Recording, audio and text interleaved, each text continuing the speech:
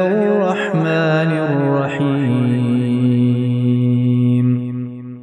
لم يكن الذين كفروا من أهل الكتاب والمشركين منفكين حتى تأتيهم البينة رسول من الله يتلو صحفا مطهرة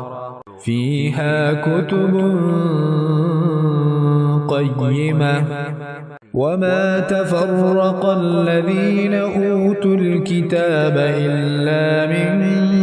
بعد ما جاءتهم البينة وما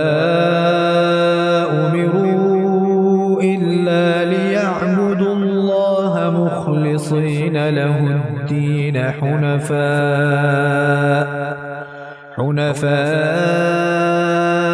ويقيموا الصلاة ويؤتوا الزكاة وذلك دين القيمة إن الذين كفروا من أهل الكتاب والمشركين في نار جهنم خالدين فيها أولئك هم شر البرية إن الذين آمنوا وعملوا الصالحات أولئك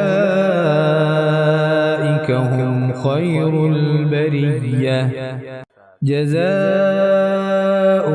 عند ربهم جنات عدن تجري من تحتها الأنهار خالدين فيها جنات عدن تجري من تحتها الأنهار خالدين فيها أبدا رضي الله عنهم ورضوا عنه ذلك لمن خشي ربه